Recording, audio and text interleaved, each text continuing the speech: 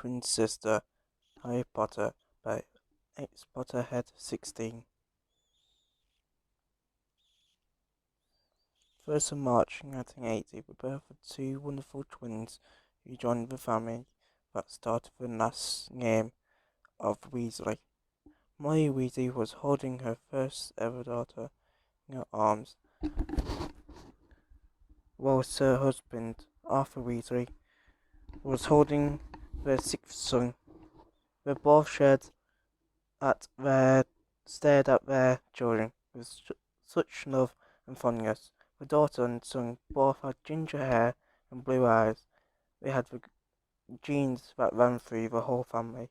The Weasley parents already had 5 children before Charlotte and Ron were born: Bill, Charlie, Percy, Fred, and George.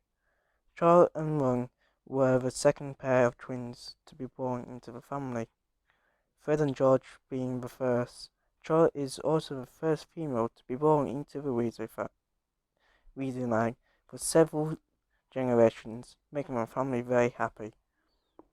Having 8 children, then another girl a year later, Charlotte and Ron can be very challenging, especially if the family haven't got a lot of money. Luckily, Bill and Charlie were old enough to leave and do their own things, which meant that Molly and Arthur just had to worry about looking after their own 6 other children.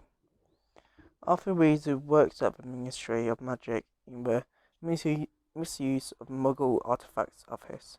Was very interested with Muggles things and loved his job.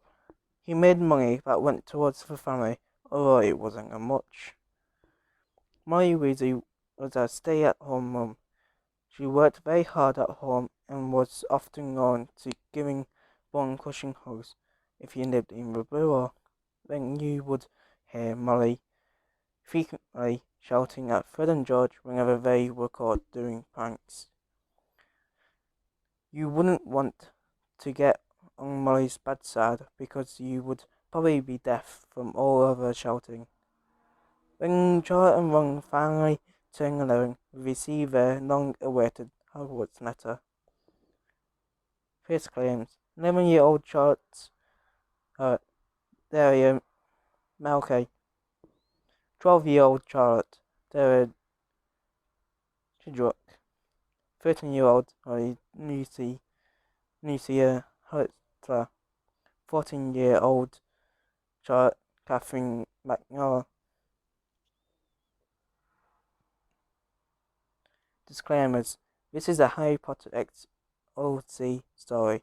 I'm aware that they don't look alike, but whatever. Just pretend they have blue eyes and freckles if they don't. For a twentieth time, I'm going by the films, so don't be annoyed by correcting my work and saying, oh, it should be this because of the books, blah blah blah. Like, shut the fuck up. Honestly, get over it.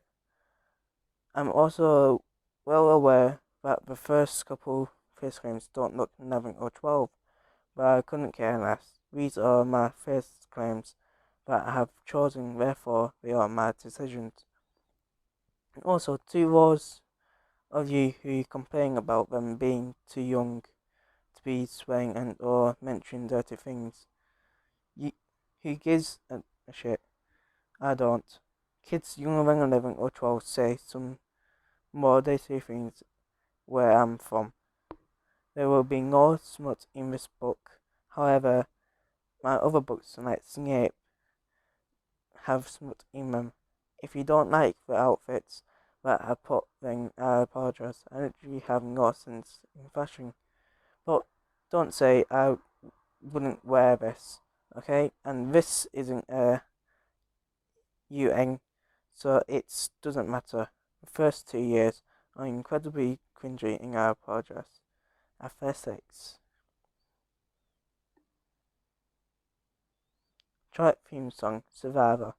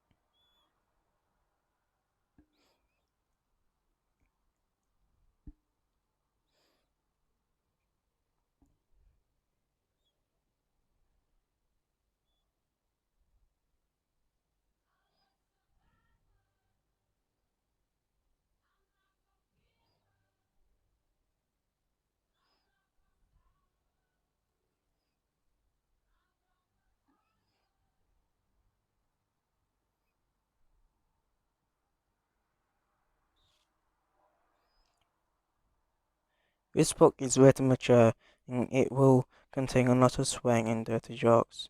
Please share this book. I deeply appreciate it.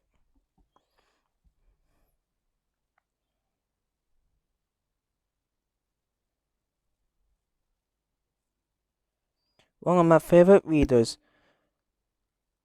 all on 3XY Moon, has made some wonderful graphics of joy and I need to share them as I'm smack.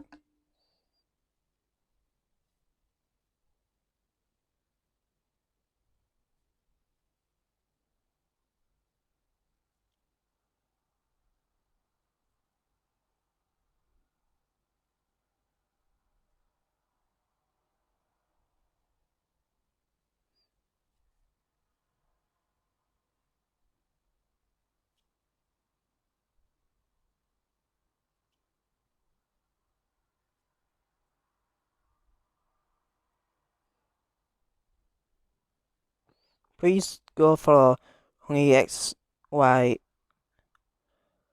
3XY Moon as she is talented. Also has written my book in Spanish for other readers to understand. She has my full permission to. Please don't attack her for copying my work when I'm older too. These were made after I completed the book.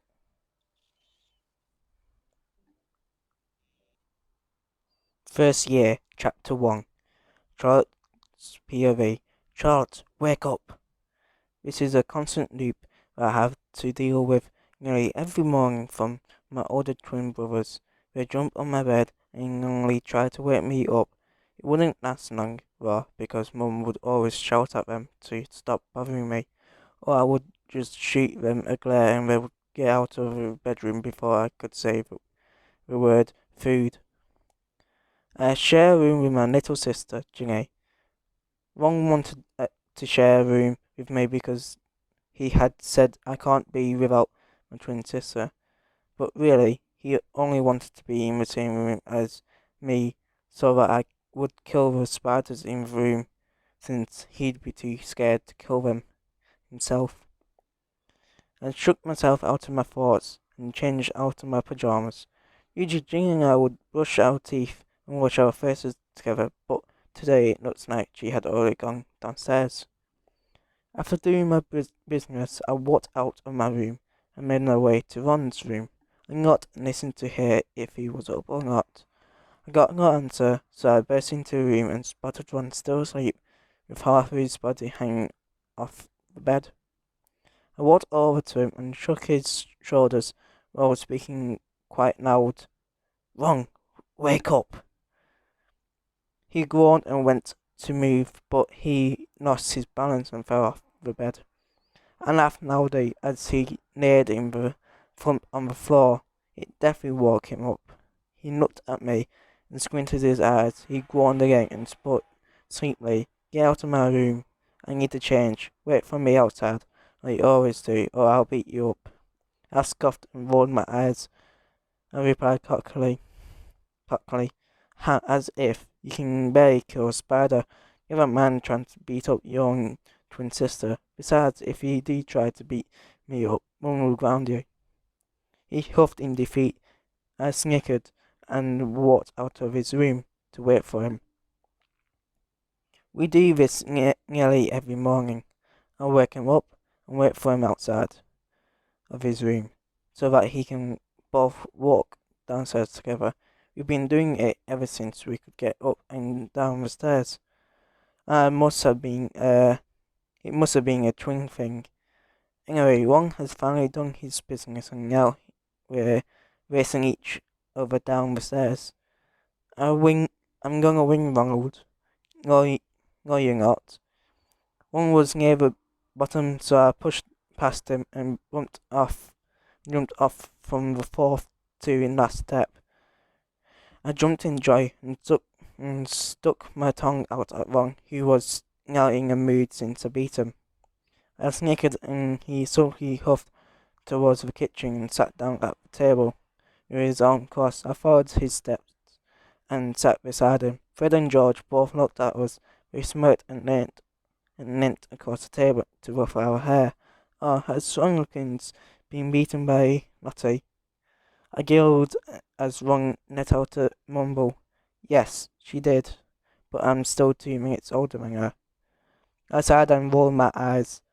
He uses that excuse for everything. Ron puts breakfast on the table, and we all start to eat. I hear his slurping and I see Ron eating with his mouth open.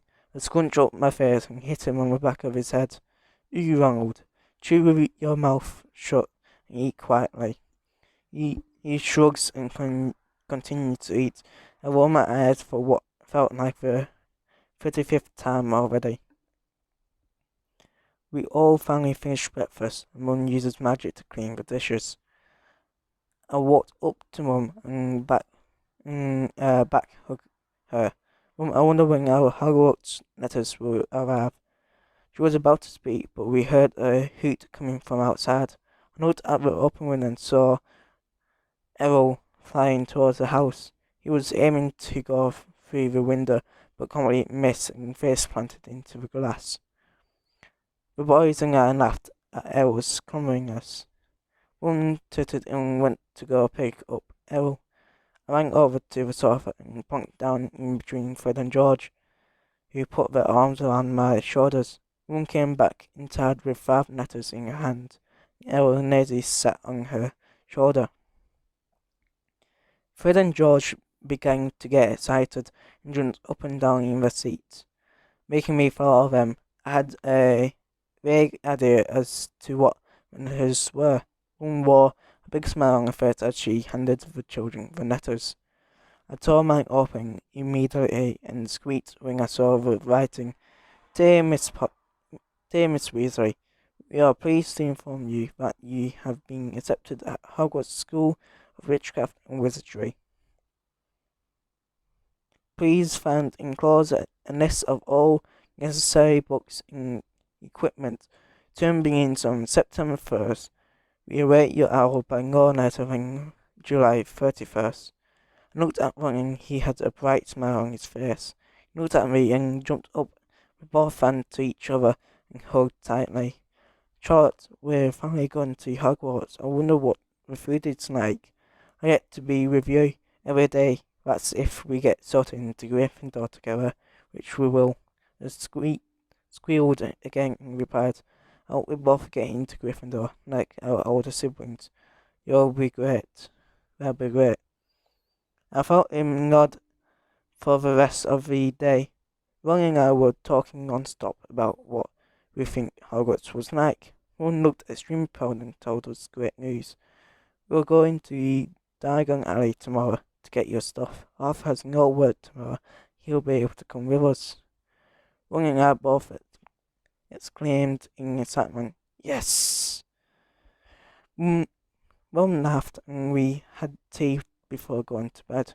Ginny was sulking the whole time we got ready for bed, as she couldn't go to Hogwarts until next year. I tried to reassure her, but I don't think it worked. I gave up trying to reassure her and instead fell asleep, leaving her to sulk. First year, Chapter 2. This morning I woke up completely different to what usually happens. One was actually bouncing on my bed trying to wake me up, instead of the twins waking me up or me trying to wake him up. It took me a couple of minutes to finally believe it. Lottie, wake up. We're going to your Diagon Alley. I swung up and was immediately in a good mood. I shooed him out of my room and Gina got ready for the day. One was waiting impatiently for me outside my room. Ginny ran downstairs, probably to avoid getting crushed from Ron and I, as we raced down the stairs. Unfortunately, Ron this time. He ruffled my hair and stuck his tongue out at me. I pray he rolled my eyes and fixed my now messed up hair. We all ate breakfast in a peaceful silence. Let's go to Diagon Alley now, Percy. You three with your dad. Fred and George go after them, and Charlotte and Ron go after them. I'll flee with Ginny. Don't go anywhere until I have arrived. That specifically goes to Fred and George. You all nodded We all nodded, and Percy and Dad followed. A couple of seconds later, Fred and George followed. Out. It was time for Ron and I to go. We linked hands and stood in the fireplace. Ron grabbed the flea powder and shouted, "Diagon Alley," while throwing the powder onto the floor. Green harmless flames erupted around us and could feel us spinning in a circle. Ron tightened his grip on my hand until he finally arrived in Diagon Alley. Ron brushed the soot off me while I did the same to him. We stopped away from the fireplace and waited for Mum and Ginny. After a couple of seconds of waiting, they finally arrived. Ron and I began to get excited again. Diagon Alley was packed with witches and wizards. We held hands so we didn't lose each other. Mum and Dad went to Gringotts while the rest of us waited outside for them. Mum made us split off into groups. Percy, Fred, and George went with Dad, and Ron, Ginny, and I went with Mum. Mum took us to Madam Milkins so that I could get the uniform. Ron was getting hand-me-downs from Fred and George. Mum told me that once I grew out of the uniform, I would give it to Ginny for her to wear. Mum then took us to other shops so we can get equipment that was required. We stood outside a shop that was called Olavander's. She told me to get a wand and meet her in front of the fireplace we came out of. She and Ginny walked away, and Ron and I hesitantly entered the shop. It was quiet, and there was lots of boxes on the walls. I couldn't see the store owner, so I decided to speak up. "Hello? Is anybody there?" One grabbed my hand as there was a clearing of a thought coming from behind us. We turned around, saw a man with overall glasses and a curious look on his face, smiled at us. Miss and Miss Weasley. I'm wondering I was going to see you too. I've served many Weasleys, and you aren't even the last ones. There's still one more. I stepped forward and tried out different ones. Nearly all of them broke something in the shop. One smashed a plaque that was above Ron's head. Luckily, he moved in time. After 6 minutes of trying wands, Ron finally chose me around and handed it to me, and golden light appeared around me, and a warm feeling went through my body as I held it. Orlando looked relieved. The wand that chose you is 11.5. Long dragon heartstring, unbending, great wand. Use it well, Miss Weasley. I'll be 7 galleons, please. This is actually my wand.